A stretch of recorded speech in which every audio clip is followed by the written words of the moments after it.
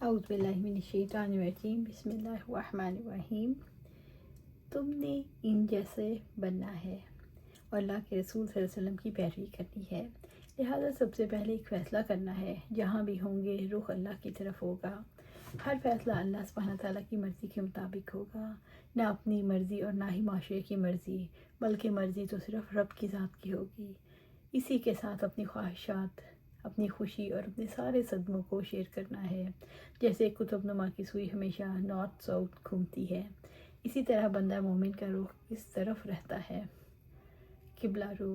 جیسے نماز میں اس کا رخ قبلے کی طرف رہتا ہے، ایسے ہی وہ باقی معاملات میں بھی اپنے رب سے رہنمائی لیتا ہے، اور رب کی رہنمائی کا واحد ذریعہ ہے آپ صلی اللہ علیہ وآلہ وسلم کی ذات اور آپ صلی اللہ علیہ وسلم کی تعلیمات۔ اس کے سوا کوئی ذریعہ نہیں۔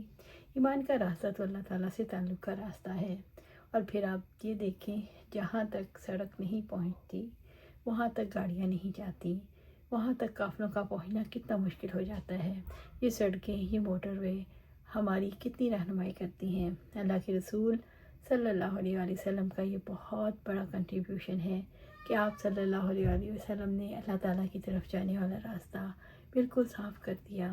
اگر ہم تاریخ انسانی میں آپ صلی اللہ علیہ وآلہ وسلم سے پہلے آنے والی شخصیات کا جائزہ لیں جو کس نوعیت کی تھیں، مثلاً حضرت عیسیٰ علیہ السلام اور ان کی پیدا کردہ تعلیمات کے اثرات کیسے ہیں۔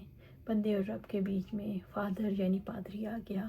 وہ کہتا ہے خدا سے معافی مانگنا چاہتے ہو تو مجھے بتاؤ تم نے کیا کچھ کیا ہے۔ جب تم میرے سامنے اعتراف کرو گے تو میں خدا کے سامنے تمہاری بات پہنچا سکتا ہوں، وہ معاف کر دے گا، اور یہ بھی ہو سکتا ہے معاف نہ کرے۔ کیسا عجیب معاملہ ہے، اعتراف اللہ کے سامنے نہیں بلکہ کسی اور کے سامنے، جبکہ اللہ کے رسول صلی اللہ علیہ وآلہ وسلم نے کیا بتایا، اللہ تعالیٰ اور بندے کے بیچ میں کوئی نہیں، دیکھو میں نے تمہارے لیے راستہ بنا دیا۔ راستہ بنانے کے خوبصورت واقعہ آپ کے سامنے رکھنا چاہتی ہوں۔ ہم لوگ ماہ اپریل میں جھیل سیف الملوک کا نظارہ کرنے کے لیے گئے۔ سارا راستہ برف سے ڈھکا ہوا تھا، اس پر نہ تو جیپ جا سکتی تھی اور نہ ہی اس موسم میں گھوڑے جا سکتے تھے، راستہ ہی نہیں تھا۔ ہم نے ایک گائیڈ کو ساتھ لیا، وہ بیلچے سے ایک ایک قدم کھوتا جاتا اور اس پر قدم رکھتا، اور تھوڑا سا آگے ہوتا اور ہم پوری قطار اس گائیڈ کے پیچھے پیچھے ان کھدی ہوئی جگہوں پر قدم رکھتے چلے جا رہے تھے۔ اسی طرح ایک ایک قدم اٹھاتے ہم نے تقریباً 7 میل کا فاصلہ طے کیا، اور وہ بھی اونچائی کی طرف جاتے ہوئے، کیونکہ سیف الملوک ناران سے کافی بلندی پر واقع ہے۔ ایسے ہی آپ یہ دیکھیے اللہ کے رسول صلی اللہ علیہ وآلہ وسلم نے کس طرح گائیڈ کا فریضہ انجام دیا۔ کوئی راستہ نہیں تھا، کیسے کیسے کھود کے آگے رہنمائی کی، پھر پیچھے پیچھے چلے آؤ، تمہیں اللہ کا راستہ مل جائے گا، اور میں تمہیں تمہارے خدا سے متعارف کرا دوں۔ اس کے بعد تمہیں کسی رابطے کی ضرورت نہیں رہے گی۔ جب ہم رابطہ کرتے ہیں تو رسول اللہ صلی اللہ علیہ وسلم ہماری رہنمائی کرتے ہوئے نظر آتے ہیں۔ اس اعتبار سے ہم دیکھتے ہیں رسول اللہ صلی اللہ علیہ وسلم کا انسانوں پر سب سے بڑا احسان یہ ہے، انسان کا براہ راست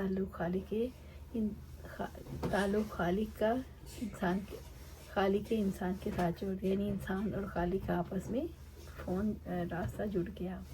آپ نے تجربہ کیا ہوگا، کہیں براہ راست فون نہ کر سکتے ہوں، یعنی پرانے زمانے کی بات ہے، آپریٹر کے ذریعے کال ملانی ہوتی تو کیا ہوتا، انتظار، پھر کتنی وحشت ہوتی، دل کے اندر تنگی آتی، وقت ضائع ہو گیا، ہمارے سارے معاملات خراب ہو رہے ہیں، جو پیغام دینا تھا وہ دے نہیں پاتے، بعض اوقات کئی دن ہو جاتے ہیں، کال ملتے نہیں اور رابطہ جڑ نہیں سکتا۔ اللہ تعالیٰ فرماتے ہیں اجیب دعوت الداعی اذا دعان، پکارنے والا جب کبھی مجھے پکارتا ہے تو میں اس کی پکار سنتا ہوں اور اس کا جواب دیتا ہوں۔ یہ رابطہ، یہ تعلق کس نے جوڑا؟ کہ اللہ کے رسول صلی اللہ علیہ وسلم نے جوڑا۔ اور اس اعتبار سے ہم دیکھتے ہیں ایمان والے جب کبھی اللہ سے محبت کرتے ہیں، والدین، اولاد، ازواج، مال، دنیا کے تمام انسانوں، ساری محبتوں سے بڑھ کر اللہ سبحانہ تعالیٰ سے محبت ہو جاتی ہے، تو پھر نتیجہ کیا نکلتا ہے؟ پھر اس کے دین سے، اس کی رہنمائی سے محبت ہوتی ہے، پھر اس کے رسول سے محبت ہوتی ہے، اور اس کا لازمی نتیجہ نکلتا ہے پھر ایک انسان دین کے راستے کو کبھی چھوڑنا نہیں چاہتا۔ یہ میرے رب کا راستہ ہے۔ اللہ سبحانہ تعالیٰ سے دعا ہے ہمیں قرآن و سنت پر عمل کرنے کی توفیق دے، اس پر جمع دے، اور اپنے پاس جنت الفردوس کے اعلیٰ مقام پر گھر عطا فرمائے۔ آمین یا رب العالمین۔